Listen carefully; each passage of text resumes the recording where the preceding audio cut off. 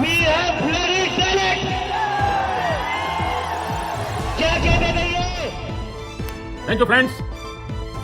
कल देर रात आपसे मिलने का मौका मिलेगा।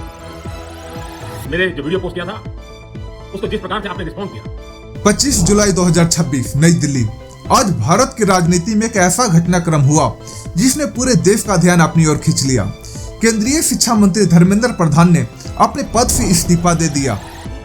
इन तमाम छात्रों की बहुत बड़ी जीत है, लोकतंत्र की ये जीत है और इसके बाद की तस्वीरें हम आपको दिखा रहे हैं किस तरह से जोश। लेकिन सवाल सिर्फ इतना नहीं है कि एक मंत्री ने इस्तीफा क्यों दिया। असली सवाल यह है कि क्या यह फैसला बढ़ते छात्र आंदोलन का असर है या फिर इसके पीछे मोदी सरकार की कोई बड़ी राजनीतिक रणनीति छिपी हुई है। सकारात्मक सुझाव दिए। Thanks to everybody. ये आपका प्यार। पिछले कुछ हफ्तों से देश के कई हिस्सों में छात्र लगातार प्रदर्शन कर रहे थे। देखिए सागर, कोई नहीं बैठो। उनकी कुछ मांगे थी।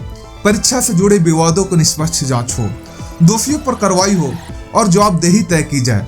जैसे जैसे आंदोलन बढ़ते चला गया, यह सिर्फ परीक्षा का मुद्दा नहीं रहा बल्कि लाखों युवाओं के भरोसे और भविष्य का सवाल बन गया। इसी बीच आज धर्मेंद्र प्रधान ने अपने प्रधानमंत्री नरेंद्र मोदी को अपना इस्तीफा सौंप दिया। अपने सार्वजनिक पत्र में उन्होंने कहा कि यह फैसला उन्होंने छात्र के भविष्य, राष्ट्रीय एकता और मौजूदा स्थिति को और जटिल होने से रोकने का उद्देश्य से लिया गया है। उन्होंने यह भी कहा कि यह उनके व्यक्तिगत सम्मान का नहीं बल्कि देश के युवाओं के भविष्य का विषय है।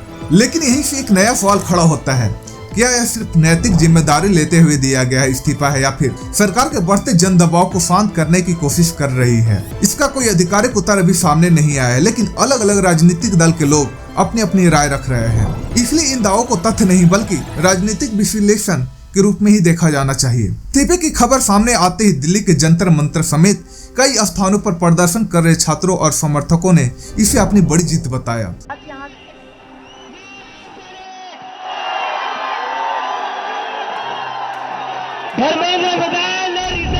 दूसरी ओर सरकार की ओर से अब तक यही संदेश दिया गया है कि परीक्षा व्यवस्था में सुधार और छात्रों के हित सर्वोच्च प्राथमिकता है। अब सबसे महत्वपूर्ण सवाल यह है कि आगे क्या होगा। क्या इस इस्तीफे के बाद परीक्षा प्रणाली में बड़े सुधार देखने को मिलेंगे?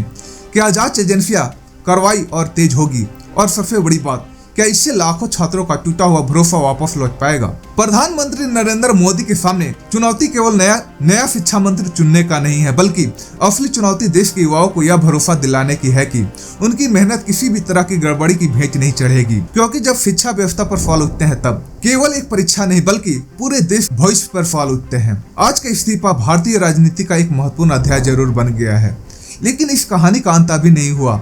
असली कहानी अब शुरू होगी जब जांच पूरी होगी, सुधार लागू होंगे और यह तय होगा कि क्या इस पूरे घटनाक्रम से वास्तव में देश की शिक्षा व्यवस्था पहले से बेहतर बन पाती है या फिर यह सिर्फ एक राजनीतिक घटना बनकर के इतिहास के पन्नों में दर्ज हो जाएगी।